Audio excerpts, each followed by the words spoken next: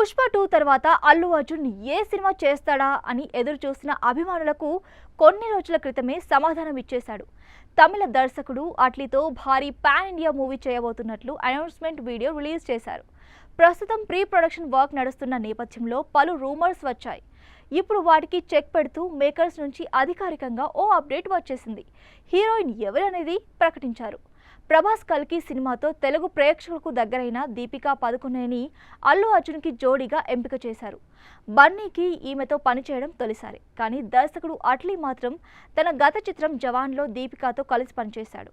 ఇప్పుడు బన్నీతో చేయబోయే మూవీలోనూ ఈమెను హీరోయిన్గా ఎంపిక చేశాడు.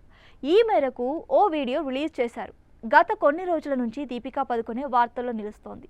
స్పిరిట్ కోసం సందీప్ రెడ్డి వంగ ఈమెని అప్రోచ్ అయ్యాడు. దాదాపు అంతా సెట్ అనుకునే లోపే ప్రాజెక్ట్ నుంచి దీపిక బయటకు వచ్చేసింది. ఈ క్రమంలో స్టోరీని లీక్ చేయడం లాంటివి జరిగేసరికి సందీప్ రెడ్డి వంగ ఈమె పేరు చెప్పకుండా పరోక్షంగా ట్వీట్ చేశాడు.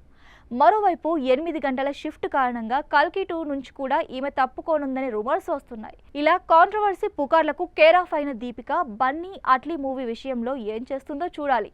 దీపిక స్వతహాగా కన్నడ అమ్మాయి అయినప్పటికీ కెరీర్ ప్రారంభం నుంచి కూడా హిందీలోనే సినిమాలు చేస్తూ వచ్చింది. పద్మావత్, రామ్లీల వంటి సినిమాలు ఈమె గుర్తింపు తెచ్చాయి. అలాగే ఇక తనతో పాటు కలిసి సినిమాలు చేసిన రణ్వీర్ సింగ్ని పెళ్లి చేసుకుంది. వీరికిప్పుడు కూతురు కూడా పుట్టింది. మధ్యలో కొంచెం బ్రేక్ తీసుకుంది, కానీ ఇప్పుడు మళ్ళీ బిజీ కానుంది.